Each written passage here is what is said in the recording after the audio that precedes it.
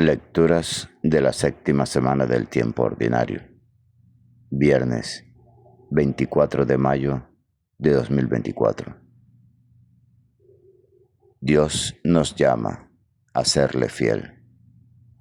Jesús nos invita a vivir la fidelidad en el matrimonio. Catholic Back. Reflexión y fe. Una puerta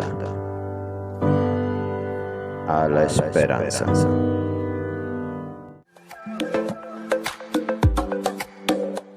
Gracias por suscribirte. Y por favor, comenta el Evangelio.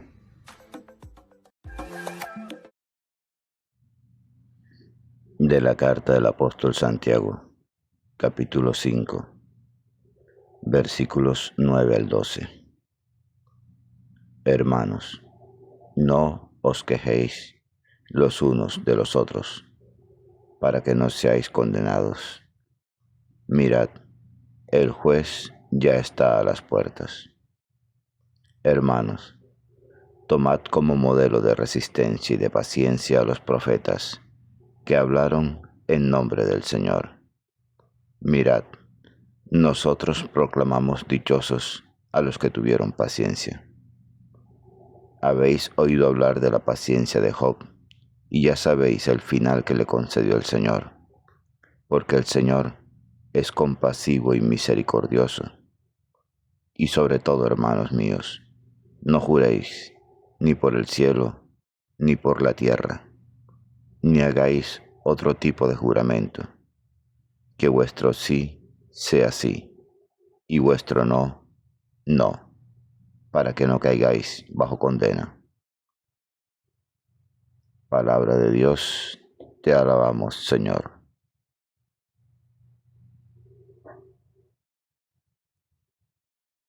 Salmo 102. El Señor es compasivo y misericordioso. Bendice, alma mía, al Señor, y todo mi ser a su santo nombre. Bendice, alma mía, al Señor, y no olvides sus beneficios.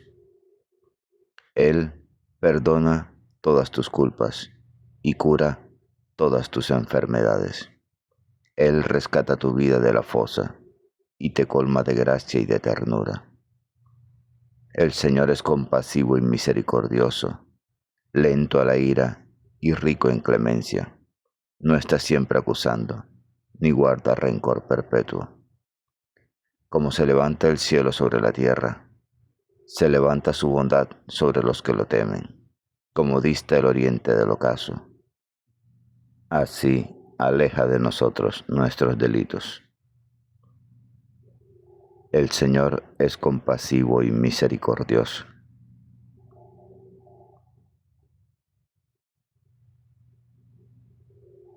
Lectura del Santo Evangelio según San Marcos, capítulo 10, versículos 1 al 12. Por la señal de la Santa Cruz de nuestros enemigos, líbranos, Señor Dios nuestro. En el nombre del Padre, del Hijo y del Espíritu Santo. Amén. En aquel tiempo, Jesús se marchó a Judea y a Transjordania. Otra vez se le fue reuniendo gente por el camino, y según su costumbre, les enseñaba. Acercándose unos fariseos, le preguntaban para ponerlo a prueba: ¿le es lícito al hombre repudiar a su mujer? Él les replicó: ¿qué os ha mandado Moisés? Contestaron: Moisés permitió escribir el acta de divorcio y repudiarla. Jesús les dijo: por la dureza de vuestro corazón, dejó escrito Moisés este precepto, pero al principio de la creación, Dios los creó hombre y mujer.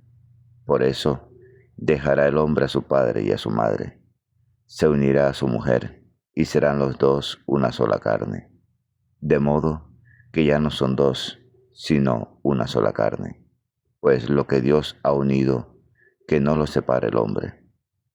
En casa Los discípulos volvieron a preguntarle sobre lo mismo. Él les dijo: si uno repudia a su mujer y se casa con otra, comete adulterio contra la primera. Y si ella repudia a su marido y se casa con otro, comete adulterio. Palabra del Señor. Gloria a ti, Señor Jesús. Ven, Espíritu Santo, ven por medio de la poderosa intercesión del Inmaculado Corazón de María, tu amadísima esposa. El autor de la carta es Santiago el Menor, hijo de Cleofás y de María, hermana de la Virgen, hermano de Judas, Simón y José, primo de Jesucristo. Eso lo leemos en Gálatas capítulo 1, versículo 19.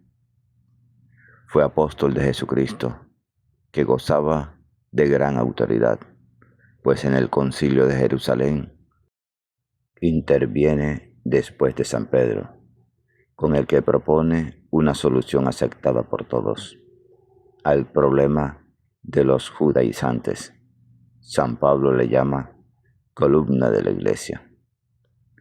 Fue obispo de Jerusalén hasta su muerte. Se acaeció con toda probabilidad en el año 62 o 63, en una sublevación popular instigada por los escribas y fariseos.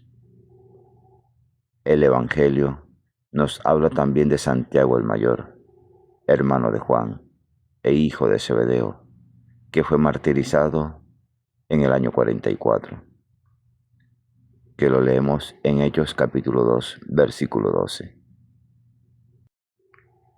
En las actuales ediciones de la Biblia, después de las cartas de San Pablo, vienen 7 cartas que llevan el título común de católicas: una de Santiago, 2 de Pedro, 3 de Juan y una de San Judas. Se desconoce el sentido exacto del calificativo de católicas, que la tradición les viene dando a partir de Orígenes, Eusebio y Jerónimo. San Isidro de Sevilla lo entendía en el sentido de universales.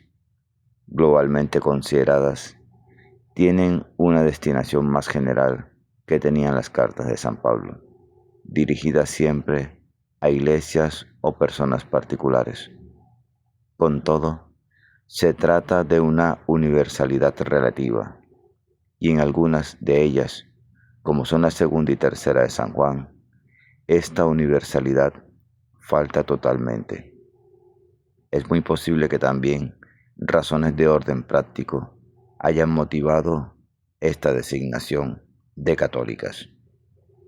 Por ejemplo, la conveniencia de englobar bajo una denominación común todas las cartas que no pertenecían a San Pablo.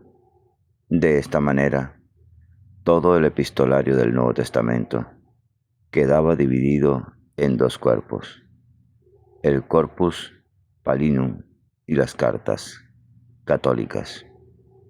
Si bien no alcanzan la riqueza doctrinal de las de San Pablo, las cartas católicas encierran valores de eterna actualidad. Siguen siendo actuales las advertencias de Santiago contra las riquezas mal adquiridas, su doctrina sobre las tentaciones, la oración y la esterilidad de la fe sin obras. Conservan toda su actualidad las palabras de Pedro cuando nos propone a Cristo doliente como ejemplo, que imitar en medio de la prueba y la tribulación.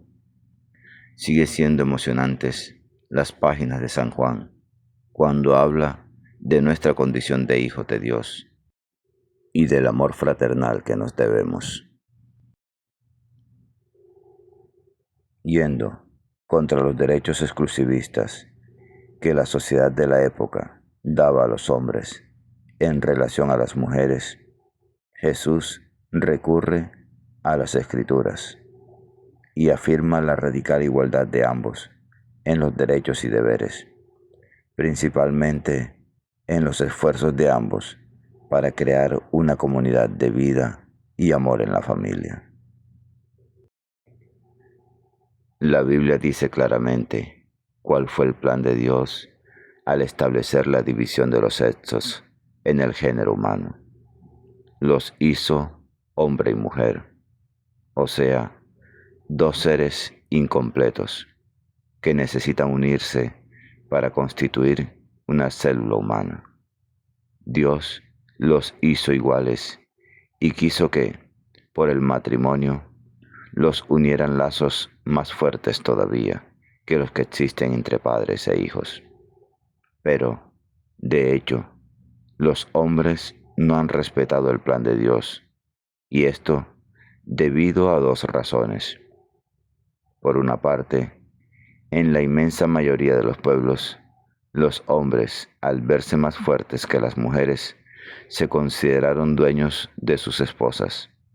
Para ellas, el adulterio era un crimen, pero ellos hacían alarde de tener varias mujeres. Por otra parte, los hombres habitualmente no saben amar según la manera de Dios, pues aman sin entregarse realmente, o bien aman solo por un tiempo. En cambio, para Dios, amor y fidelidad siempre van juntos. Dios es fiel a quien ama, y lo demostró cuando el hombre, su criatura, se descarrió. Su fidelidad fue tal que quiso hacerse el redentor de ellos. Amor y fidelidad. Esa es la ley del matrimonio para los esposos. No hay escapatoria. La palabra de Jesús es cortante, y las dificultades que sus discípulos le presentan para justificar el divorcio no lo llevan a suavizar su posición. ¿Y si uno de los esposos ha traicionado al otro? En este caso, ninguno de ellos puede considerar que está desligado de todos sus compromisos. Así lo entiende la Iglesia, aun cuando tiene que demostrar comprensión por el cónyuge que es víctima de la infidelidad del otro. Ya no son dos.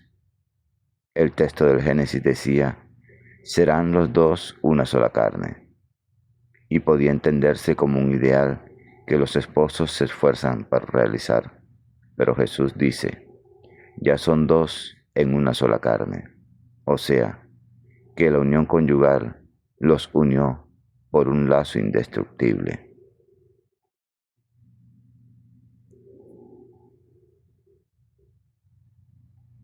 Enséñanos, oh María Auxiliadora, a ser dulces y buenos en todos los acontecimientos de nuestra vida, en los desengaños, en el descuido de otros, en la falta de sinceridad de aquellos en quienes creímos, en la deslealtad de aquellos en quienes confiamos.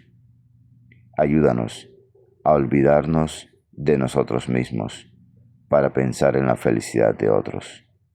María, con tu amor, auxílianos. Amén. La lectura diaria del Evangelio es un encuentro con Jesús. La Sagrada Biblia no es un libro que hable de Dios, es un libro donde Dios nos habla a cada uno de nosotros. Atrevámonos a entrar en esa conversación. Dios les bendiga grandemente y el Espíritu Santo les ilumine en todo momento y en todo lugar. Amén, amén y amén.